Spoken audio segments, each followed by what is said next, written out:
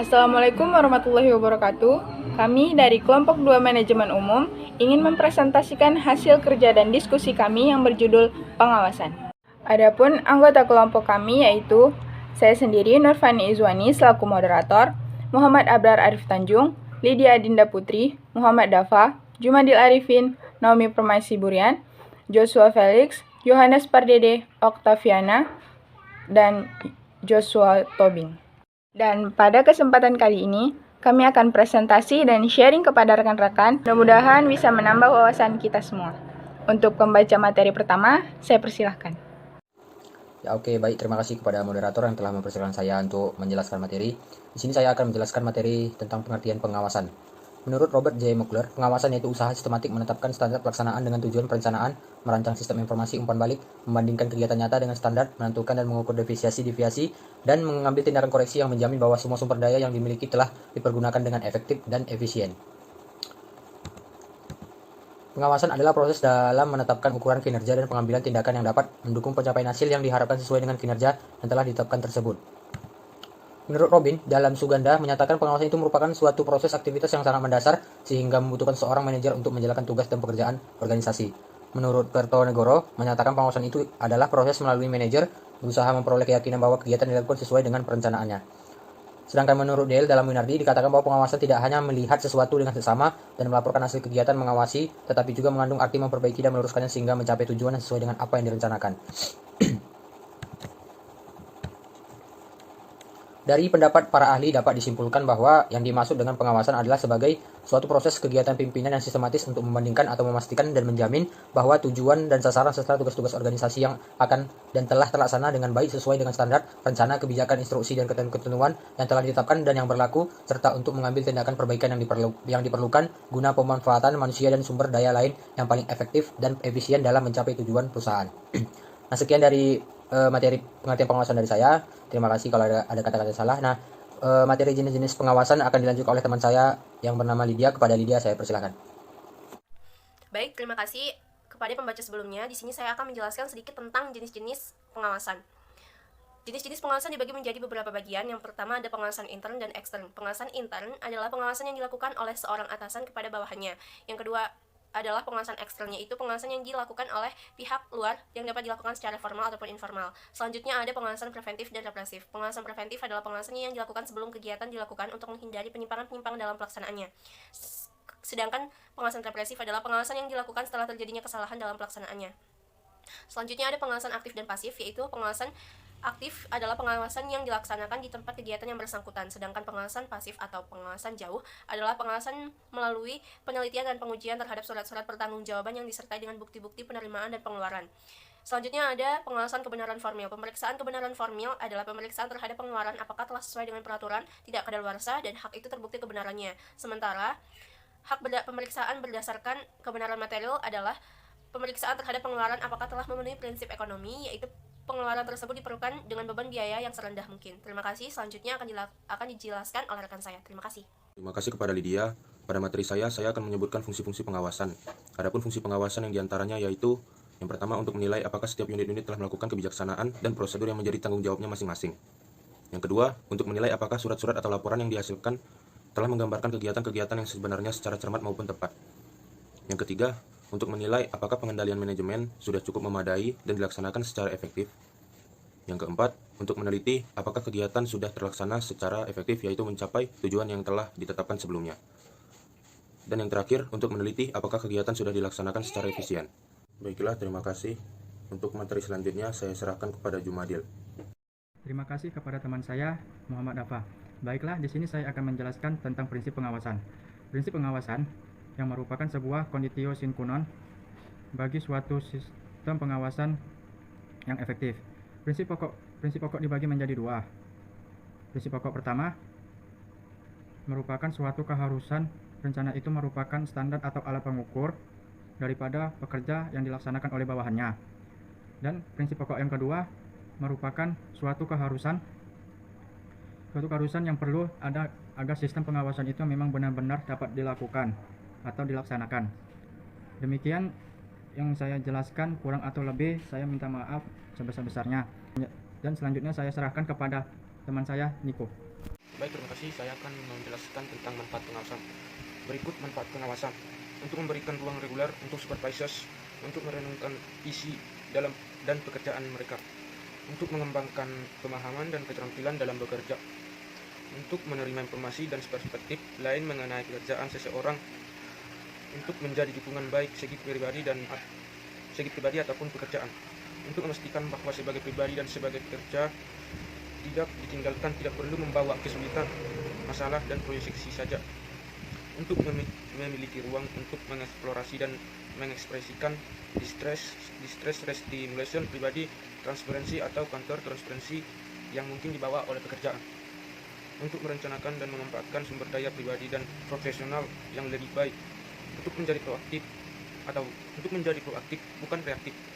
Untuk memastikan kualitas pekerjaan. Oke, terima kasih. Cuman itu yang bisa saya sampaikan. Terima kasih. Terima kasih kepada Niko Aritonang. Baiklah, di sini saya akan menjelaskan bagian dari tujuan pengawasan. Adapun tujuan pengawasan yaitu 1. Menjamin ketetapan pelaksanaan tugas sesuai dengan rencana tersebut, kebijaksanaan dan perintah. 2. Melaksanakan koordinasi kegiatan-kegiatan. 3. Mencegah pemborosan dan perwenangan. 4. Menjamin terwujudnya kepuasan masyarakat atas barang dan jasa yang dihasilkan. 5. Membina kepercayaan masyarakat terhadap organisasi kepemimpinan pemerintah. Baiklah, materi selanjutnya saya serahkan kepada Joshua Felix. Halo semuanya, perkenalkan nama saya Joshua Felix. Kali ini saya akan menjelaskan bentuk-bentuk dari pengawasan. Apa saja bentuk-bentuk pengawasan tersebut? Jadi saya cari tahu bentuk-bentuk pengawasan tersebut ada 3, yaitu yang pertama pengawasan pendahulu, feed-forward control, lalu yang kedua pengawasan concurrent, lalu yang ketiga pengawasan pembalik atau feedback control. Jadi kita bahasnya dari yang pertama dulu, pengawasan feed-forward control. Apa sih yang dimaksud dari pengawasan feed-forward?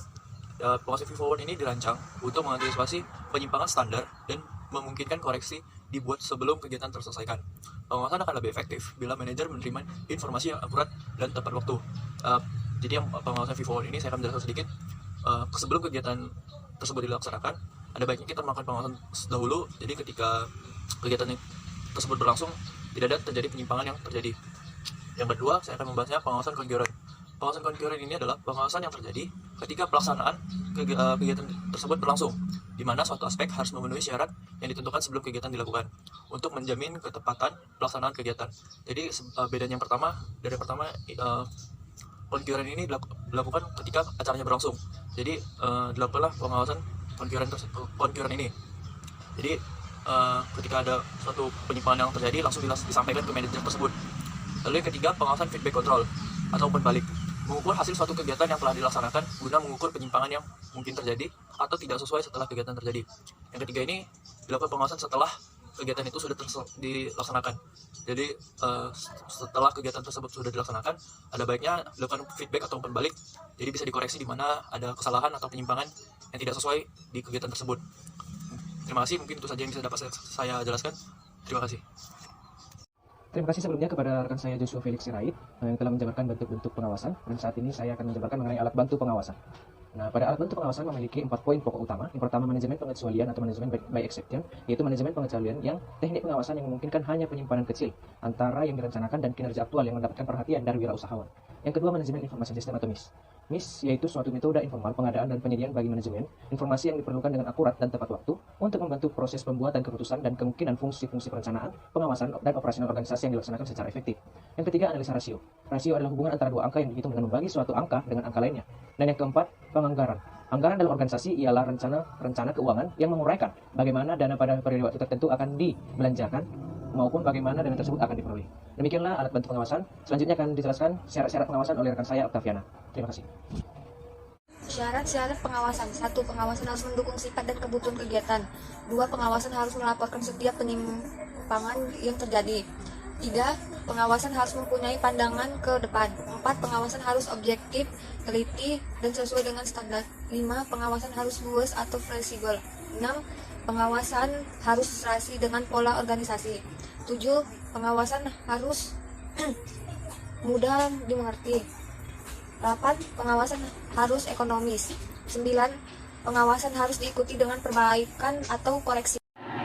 Terima kasih kepada Octaviana. Baiklah, di sini saya akan menjelaskan tentang tahap-tahap pengawasan. Adapun tahap-tahap pengawasan itu ialah yang pertama ada tahap penetapan standar. Tujuannya adalah sebagai sasaran kuota dan target pelaksanaan kegiatan yang digunakan sebagai patokan dalam pengambilan keputusan.